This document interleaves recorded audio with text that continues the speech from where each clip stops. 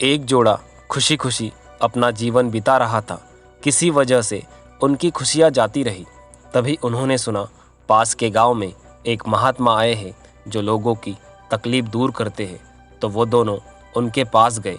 महात्मा ने कहा, तुम विश्व भ्रमण पर जाओ और पूरी तरह से खुश पुरुष और महिला का जोड़ा ढूंढ कर लाओ। अगर तुम्हें कोई ऐसा व्यक्ति मिले तो उसके कपड़े का हिस्सा ले आना और उसे हमेशा अपने पास रखना। इसके बाद तुम हमेशा खुश रहोगे। वो दोनों अपनी यात्रा पर निकल पड़े। एक जगह जाकर उन्हें पता चला किसी राज्य का राजा सबसे ज़्यादा खुश है। वो उनके पास गए और पूछा, क्या आप सबसे ज़्यादा खुश हैं? उन्होंने जवाब दिया, हाँ, मैं हर हाल में खुश हूँ, बस मेरी कोई संतान नहीं। यह सुनकर उन्होंने अपनी यात्रा आगे बढ़ाई। एक जगह पहुंचकर उन्हें पता चला सबसे ज़्यादा खुश रहने वाला जोड़ा यहाँ रहता है।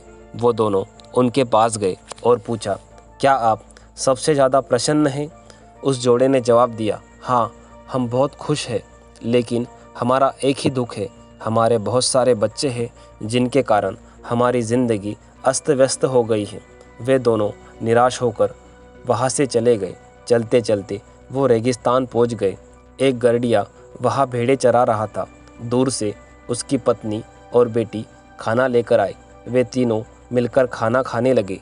यह देखकर गड़िए से उन्होंने सवाल पूछा, क्या आप सबसे ज़्यादा खुश हैं? गड़िए ने जवाब दिया, हाँ, मैं सबसे ज़्यादा खुश हूँ, लेकिन मेरे दुख का कारण एक ही है कि मेरे भेड़ ज़्यादा दिन तक ज़िंदा नहीं रह पाते और किसी बीमारी के कारण वे मर जाते हैं। वो हताश होकर महात्मा के पास लौट आए और उन्होंने अपने अनुभव बताए। महात्मा ने कहा कि मैं तुम्हें यही समझाना चाहता था कि इस दुनिया में पूरी तरह खुश कोई नहीं।